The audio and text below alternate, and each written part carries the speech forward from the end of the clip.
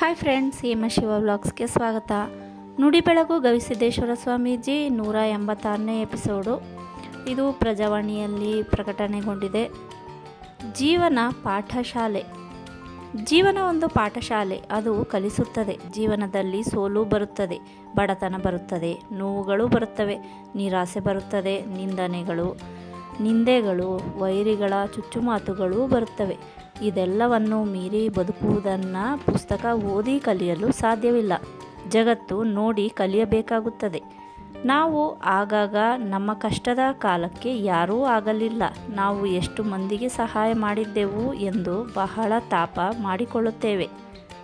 ನಮಗೆ ಇದ್ದಾಗ ಎಲ್ಲರೂ ಬಂದರು, ಕಷ್ಟದ ಕಾಲಕ್ಕೆ ಯಾರೂ ಬರಲಿಲ್ಲ ಎಂದು ಬೇಸರ ಮಾಡಿಕೊಳ್ಳುತ್ತೇವೆ.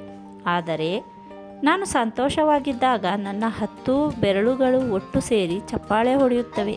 ನಾನು ದುಃಖದಲ್ಲಿದ್ದಾಗ ಕಣ್ಣೀರು ಒರೆಸಲು ಒಂದೇ ಬೆರಳು ಬರುತ್ತದೆ ಎಂದ ಮೇಲೆ ನನ್ನ ಕಷ್ಟಗಳನ್ನು ಬಗೆಹರಿಸಲು ಮಂದಿ ಯಾಕೆ ಬರುತ್ತಾರೆ ಎಂಬ ಸತ್ಯ ನಮಗೆ ಅರ್ಥವಾಗಬೇಕು.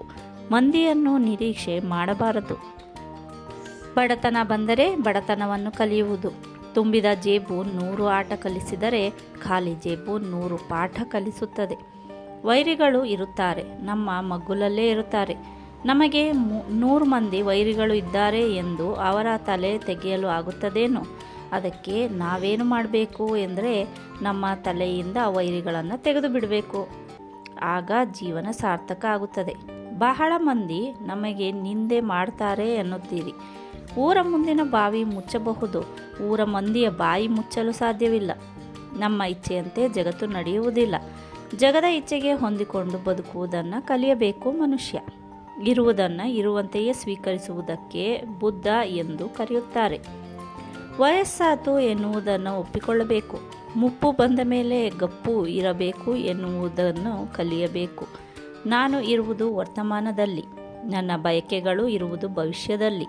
ಅಂದರೆ ವರ್ತಮಾನಕ್ಕೂ ಭವಿಷ್ಯಕ್ಕೂ ಬಹಳ ಅಂತರ ಇದೆ. ವರ್ತಮಾನದಲ್ಲಿ ಸಂತೋಷ ಪಡೋದನ್ನು ಕಲಿಯಬೇಕು. ಒಬ್ಬ ಗುರು ಇದ್ದರು. ಅವರಿಗೆ 3 ಶಿಷ್ಯಂದಿರು.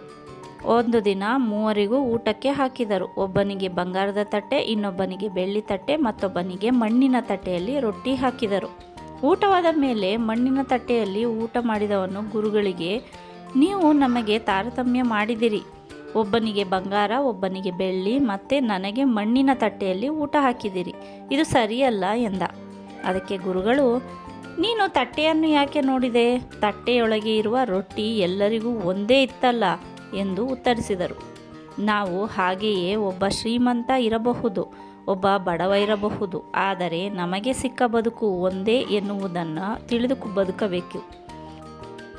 ಹೀಗೆ ಸುಂದರವಾಗಿ ಬದುಕಿ ಹೋಗುವುದೇ ಸರಿಯಾದ ಕ್ರಮ. ಹೀಗೆ ಕಲಿಸುವುದೇ ಜೀವನ ಪಾಠ. ಜೀವನವೇ ನಮಗೆ ಒಂದು ಪಾಠಶಾಲೆ.